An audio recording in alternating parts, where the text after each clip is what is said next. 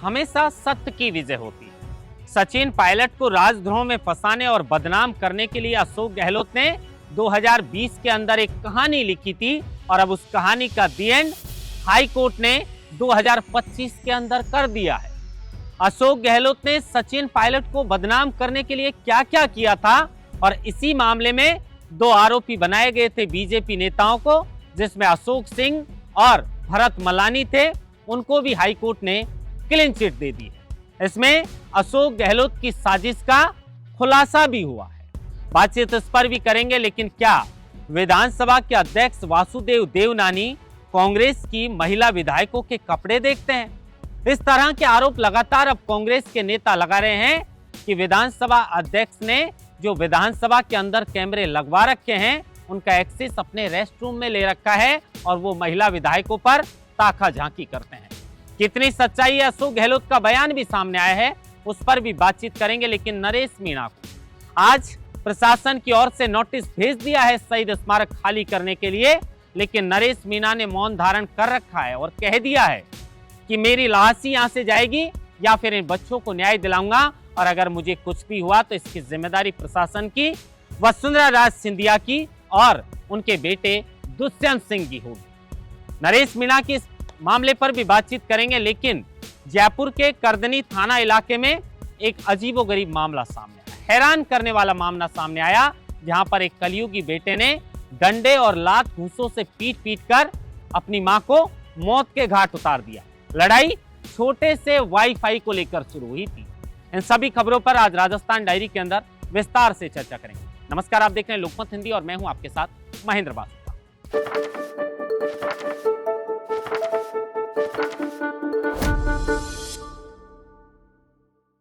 सबसे पहले चर्चा करेंगे 2020 की उस कहानी की जो कहानी लिखी थी तत्कालीन मुख्यमंत्री अशोक गहलोत ने। और कहानी लिखने का उद्देश्य था सचिन पायलट को बदनाम करना और राजद्रोह के मामले में फंसाने। इसी मामले में 2 बीजेपी नेताओं की जो फोन थे उन्हें सर्विलांस पे लिया गया, रिकॉर्डिंग की गई। वो रिकॉर्डिंग बाद में वायरल भी हुई, जिसको खत्म करने के लिए, समाप्त करने के लिए उनके ओएसडी लोकेश शर्मा से वो फोन पर बातचीत कर रहे थे। ऑडियो भी वायरल हुआ। अशोक मलानी और अशोक सिंह की गिरफ्तारी हुई। 1 महीने बाद एसओजी ने एफआईआर लगाते हुए उन्हें छोड़ दिया कि हमारे क्षेत्राधिकार का मामला नहीं है। लेकिन तुरंत प्रभाव से एंटी करप्शन ब्यूरो की उस मामले में एंट्री होती है और वो कहती है कि ये हमारा मामला है। लेकिन अब इस मामले में 5 वर्ष बाद सचिन पायलट, भरत मलानी और अशोक सिंह को क्लीन चिट मिल चुकी है।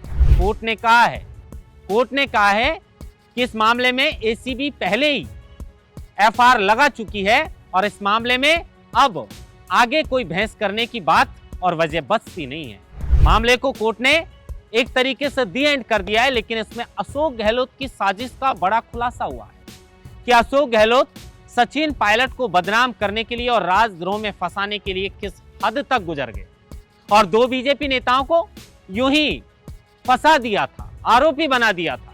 जो एसओजी उस वक्त सब इंस्पेक्टर परीक्षा के और बाकी जो भर्तियों में, माफ कीजिए सब इंस्पेक्टर बाद में हुई थी, लेकिन बाकी भर्तियों में जो फर्जीवाड़ा हुआ था, उनके आरोपियों की गिरफ्तारियों को छोड़कर अशोक गहलोत की सरकार कौन कौन गिराना चाहता है, उस मामले में 2 लोगों को आरोपी बनाकर गिरफ्तारी की थी, जिसमें भरत मलानी जो ब्यावर से बीजेपी के नेता हैं और अशोक सिंह जो उदयपुर मेवाड़ से बीजेपी के नेता हैं।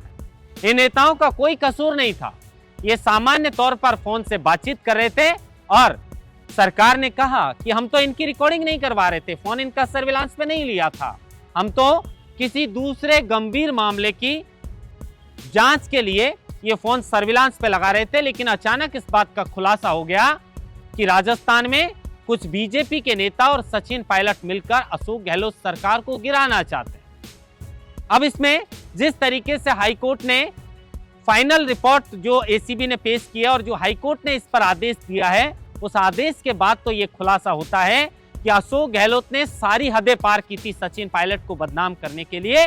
लेकिन सत्यमेव जयते, हमेशा सत्य की विजय होती है और इसमें सत्य की विजय हुई है।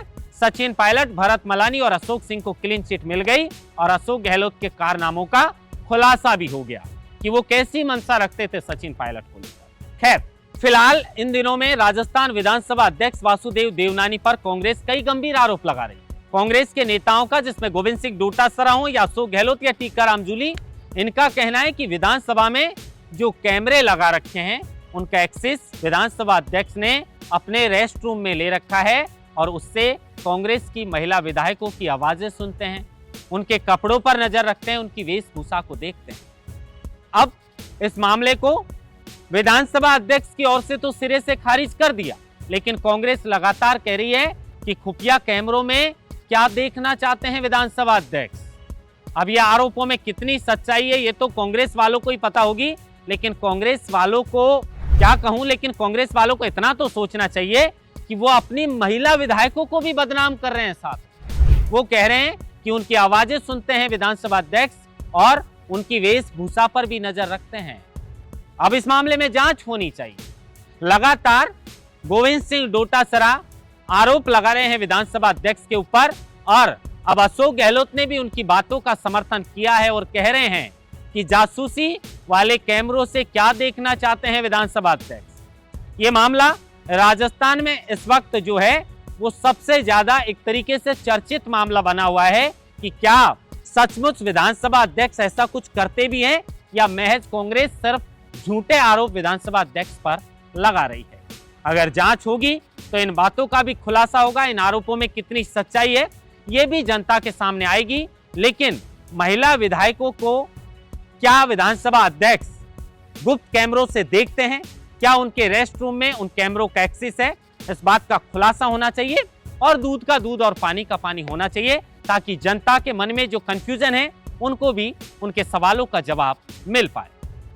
नरेश मीणा जो लगातार 6 दिन से झालावाड़ स्कूल हादसे में जिन बच्चों ने जान गंवाई है और जो बच्चे घायल हुए हैं उनके परिवारों को न्याय दिलाने के लिए लड़ाई लड़ रहे हैं, जिनका संघर्ष लगातार हमने आपको दिखाया। कल हमने नरेश मीणा से भी बातचीत की, लेकिन उन्होंने सारे सवालों का जवाब लिखकर ही दिया। उन्होंने कहा कि लोकमत ने उनकी आवाज को बेबाकी के साथ और पॉजिटिविटी के साथ जनता के सामने रखा है।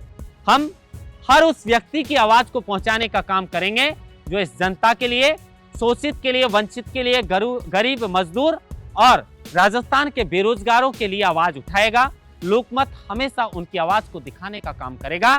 लेकिन आज नरेश मीणा को प्रशासन की ओर से एक नोटिस थमा दिया गया कि आप शहीद स्मारक को खाली कर दीजिए। नरेश मीणा ने मौन धारण कर रखा है, अनशन पर हैं और उन्होंने भी कह दिया कि या तो मेरी लाश जाएगी या झालावाड़ के पिपलोदी में जिन बच्चों ने जान गंवाई है उनके परिवारों को हम मुआवजा दिलाकर रहेंगे। आप सोचिए, यह पहला मामला है जब सरकार ने मुआवजे के तौर पर किसी को बकरा और बकरी दिए हो। झालावाड़ स्कूल हादसे में जिन बच्चों ने जान गंवाई है उनके परिवार को सरकार की ओर से 1-1 बकरा और 4-4 बकरियां दी गई थी, जिसमें बकरा तो मर भी गया। इनको लेकर जयपुर शहीद स्मारक पर पहुंचे थे झालावाड़ के लोग और मुख्यमंत्री को लौटाने वाले थे, लेकिन उन्हें रोक लिया गया। अब वो बकरा बकरी तो घर भेज दिए, लेकिन नरेश मीणा का कहना है कि इस मामले में उन परिवारों को न्याय दिलाकर यहां से उठूंगा और अगर कुछ भी होता है तो इसकी जिम्मेदारी पूर्व मुख्यमंत्री वसुंधरा सिंधिया और उनके बेटे दुष्यंत सिंह की होगी। देखना होगा क्या नरेश मीणा की आवाज तो पहुंच रही है, लेकिन क्या उन परिवारों को न्याय मिलेगा या नहीं मिलेगा। खैर, अब इसके अलावा जयपुर की एक हैरान करने वाली बड़ी दुखदाई खबर की चर्चा करते हैं, जहां एक कलयुगी बेटा जो नशे का आदी था और इसी के चलते उसकी पत्नी पहले उसको छोड़कर चली गई। मामला जयपुर के करदनी थाना इलाके का है, जिसमें एक वाईफाई को लेकर छोटी सी कहासुनी शुरू होती है और बेटा अपनी मां को डंडों से पीटना शुरू कर देता है, लात घूंसे चलाता है।